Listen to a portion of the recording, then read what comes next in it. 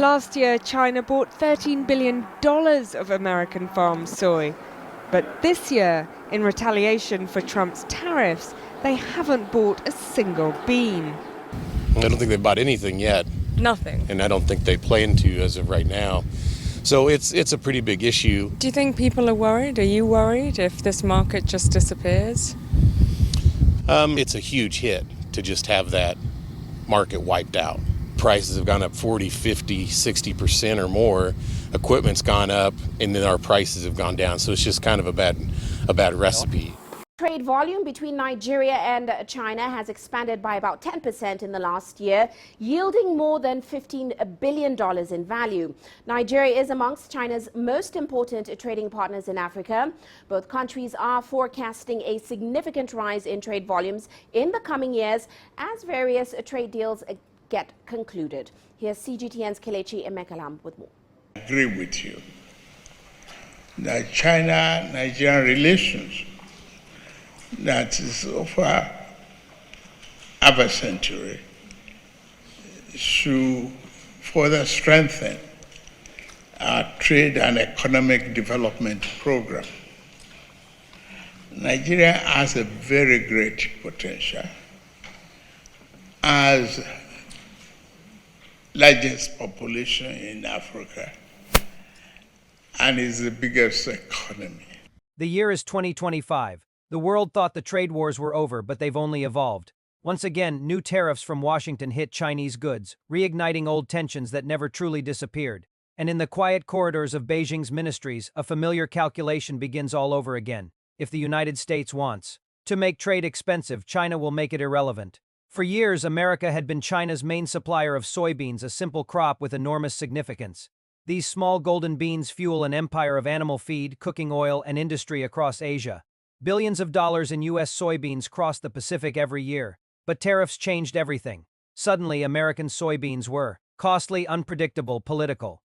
Beijing turned to its other partners, first Brazil, then Russia. But even those markets began to strain under climate pressures and regional disruptions. That's when China looked south, to Africa, and in that vast, complex continent, one name stood out: Nigeria. Nigeria's story had always been one of potential vast land, powerful people, and endless resilience. Yet for decades, its agricultural promise remained buried beneath oil dependency and infrastructure gaps. But in 2025, something different happened. When new U.S. tariffs reignited global trade tensions, China moved quickly to secure alternative suppliers. The same moment Washington tightened its grip, Beijing loosened its gaze, and it landed on Africa's biggest economy. Nigeria had been quietly growing its soybean industry. In the fertile fields of Kaduna, Benue, and Kano, farmers had begun planting more, supported by small-scale cooperatives, local processors, and export-minded investors. The timing was perfect. China needed a new source. Nigeria needed a new market, and the world still recovering. From inflation, supply shocks, and political posturing, barely noticed that history was shifting under its feet. When the first major shipments of Nigerian soybeans left Lagos for Chinese ports in late 2025, it didn't make global headlines. But in Washington, the data didn't go unnoticed. Trade analysts saw it, small at first, but growing, a new trade lane emerging between Africa and Asia. Because this wasn't just about soybeans. It was about loyalty, leverage, and leadership. For decades, Africa was a backdrop to the battles of bigger powers. But now Nigeria was not just watching global trade wars, it was profiting from them. Every new ton of soybeans loaded into Chinese vessels represented more than just export revenue. It represented a new kind of independence. In Beijing, the logic was straightforward: diversify supply chains, reduce vulnerability to tariffs, and strengthen. 'Tis with nations that welcome trade without confrontation. For Nigeria, the benefits were tangible: new investment in silos, processing facilities, and transportation networks. Chinese companies began partnering with local producers, funding research into higher-yield crops, and even building agricultural training centers. But for Washington, the optics were unsettling. The U.S. had used tariffs as leverage, a way to pressure Beijing into renegotiating trade terms. Instead, the move accelerated what Washington feared most: the rise of alternative trade blocs that no longer needed American permission or participation. In Africa's markets and ministries, the tone had changed. This was no longer about dependency or aid, it was about opportunity. For the first time in a long time, Nigeria was not reacting to the world was reacting to Nigeria. As Chinese demand grew, Nigerian soybean exports began to reshape local economies. Small farmers saw prices rise. New warehouses and logistics firms emerged around the ports of Lagos and on Jobs multiplied in the countryside and foreign exchange earnings diversified away from oil. For a generation of young Nigerians, agriculture suddenly looked like technology, fast-moving, profitable, global. And behind it all, the quiet rivalry between Washington and Beijing intensified. Some in the U.S. called it a temporary adjustment. Others saw it for what it truly was, the start of a long-term realignment. Because every time Washington chose confrontation, Beijing chose adaptation.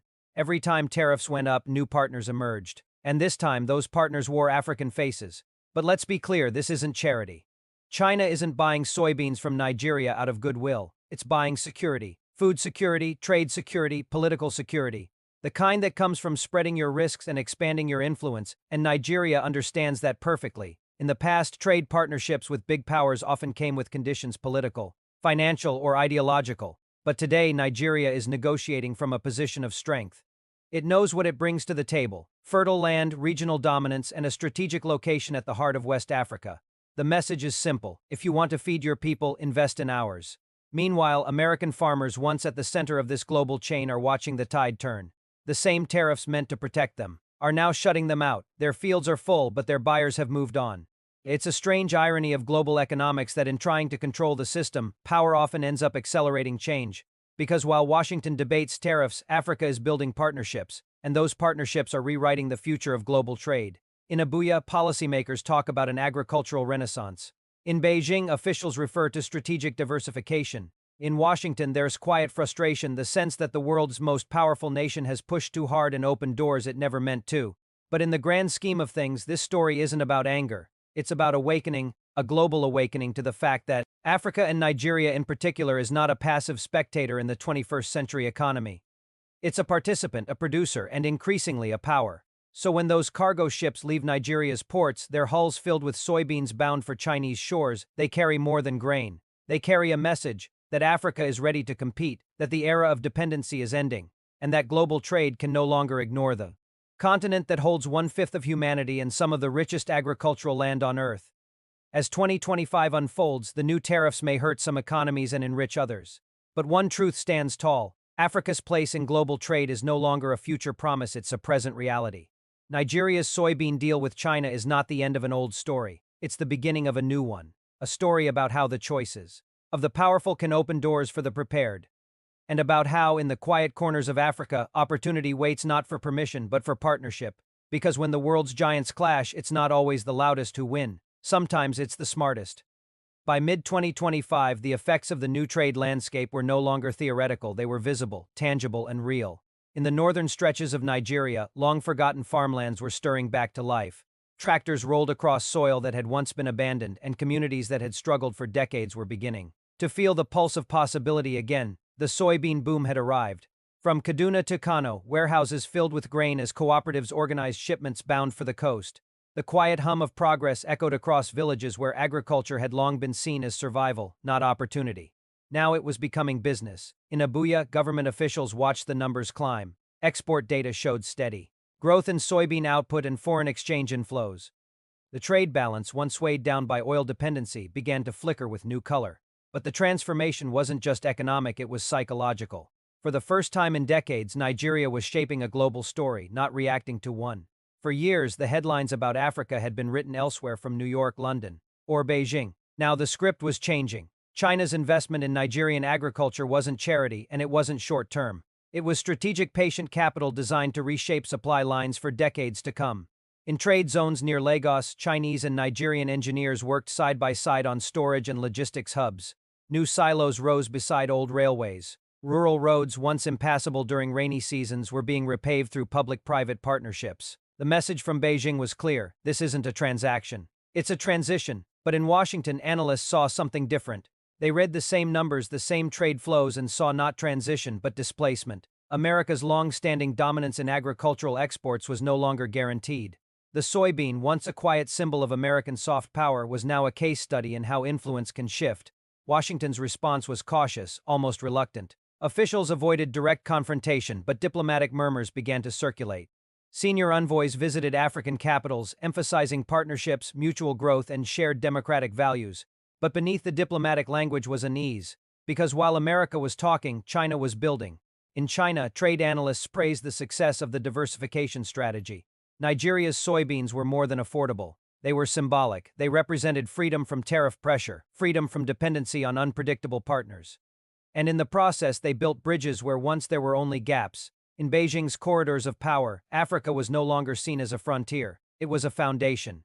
Meanwhile, in Nigeria's rural heartlands, optimism grew alongside the crops. Smallholder farmers, once isolated from global markets, were now connected through mobile trading apps and cooperative financing. Local banks began offering credit facilities for soybean cultivation, while agri-tech startups developed platforms to link farmers directly with exporters. The impact trickled outward from farms to transport companies, to port authorities, to university research programs exploring higher-yield soybean varieties. For the first time, agriculture wasn't just a lifeline, it was a ladder, but progress always comes with complexity. As China's role deepened, questions arose. Who controls the supply chain? Who profits the most? And how much leverage does Nigeria truly hold in this new dynamic? Beijing's approach was methodical investment blended with influence. It offered infrastructure and capital, but also strategic alignment. Nigeria's leaders, aware of this balance, sought to keep the country's sovereignty at the center of every deal. They spoke of diversification not just in exports but in partnerships. Nigeria wanted to trade with the world, not be owned by it. Still, the speed of change left little time for caution. By the end of 2025, Chinese agricultural were stationed in key Nigerian states, coordinating logistics and standardization for exports. Across the Atlantic, Washington's frustration grew more visible. News networks covered the shift with mixed tones, part concern, part disbelief. The once unthinkable idea of Africa supplying what America used to dominate was now reality. Policy analysts warned that the tariffs meant to strengthen American trade leverage had instead accelerated China's outreach, and in the middle of it all stood Nigeria, confident, pragmatic, and increasingly central to the world's supply map. But for all the headlines and analysis, the story on the ground was human, in a small town. Outside Zaria, a farmer named Musa watched his soybean crop load into a shipping container for the first time. He didn't know about tariffs or trade wars. All he knew was that someone somewhere far across the ocean was willing to pay for what he had grown, and that payment was changing his life. In Lagos, a young logistics entrepreneur coordinated shipments through an app designed for real-time export tracking. He had investors, not aid. Donors. He had clients, not patrons. This was the quiet revolution of 2025, the redefinition of what African trade could look like when opportunity met preparation. Still, beneath the optimism lay a deeper truth. Africa's rise in global trade is both an opportunity and a test. Nigeria's new role as China's soybean supplier has opened doors, but it has also placed new weight on the nation's shoulders. To keep pace, Nigeria must solve the same challenges that have haunted its economy for decades: infrastructure gaps, inconsistent policy, and the slow grind of bureaucracy. Because global markets have short memories and endless options, China's demand today is a gift, but tomorrow it will be a competition, and Nigeria must be ready. By late 2025, the world's attention had quietly shifted south. Trade publications spoke of the African grain route. Economic think tanks released reports on China's strategic food corridor. But beyond the jargon, a larger truth was emerging. The decisions made in Washington to protect domestic industries through tariffs had unintended consequences that stretched thousands of miles away. They had sparked a new era of African relevance. Nigeria was no longer waiting for a seat at the table, it had built its own. In the final months of 2025, ships continued to leave Nigerian ports, carrying not just cargo but proof. Proof that the world was changing. Proof that Africa's time was not coming soon. It was here. And as the tides of trade kept turning, one lesson echoed from Abuja to Beijing to Washington: the lesson that when the world's giants fight, opportunity always finds those who are ready to act. Nigeria acted. And in doing so, it turned tariffs meant to isolate others into bridges that connected itself to the future.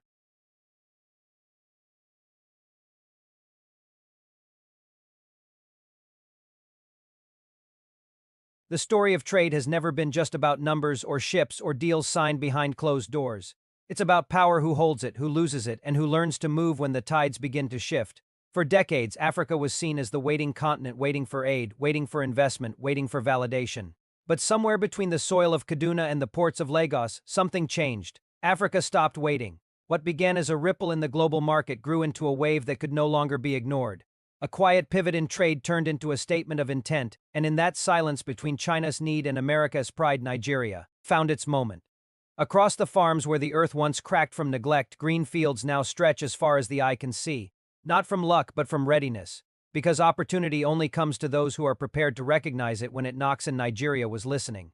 As global powers wrestled for dominance, Africa played the one card it had always held but rarely used: potential. The same land once dismissed as raw and unrefined is now producing the very grain that fuels the world's biggest economies. And in that grain lies a truth the world had long overlooked. Africa has never been lacking in resources, it was only lacking in recognition.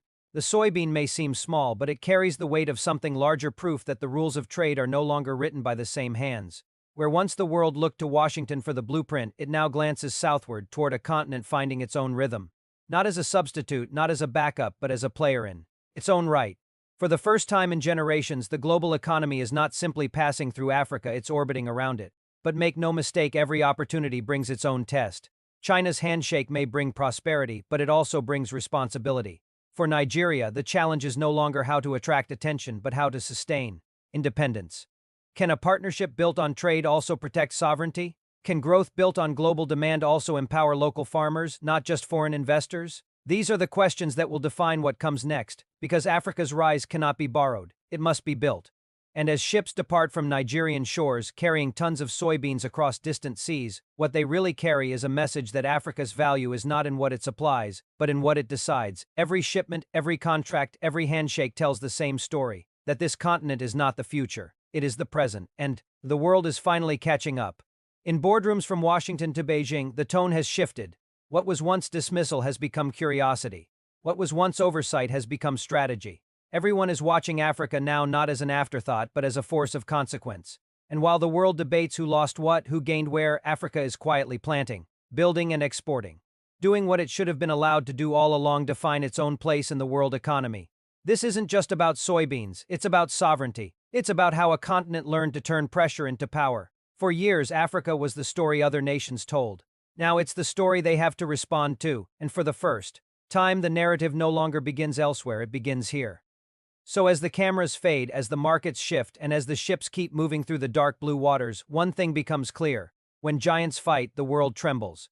But when Africa moves, the world changes. Nigeria didn't wait for permission. It didn't beg for recognition. It simply chose to act, and in doing so, it reminded the world that every global storm brings not just destruction, but direction. And this time, that direction is pointing south, because the future of trade isn't being negotiated in marble halls or policy rooms anymore. It's being grown row by row, seed by seed in African soil. And from that soil, a new story is rising. One of resilience, one of power, one of awakening. A story that says, the world may set the tariffs, but Africa will set the terms.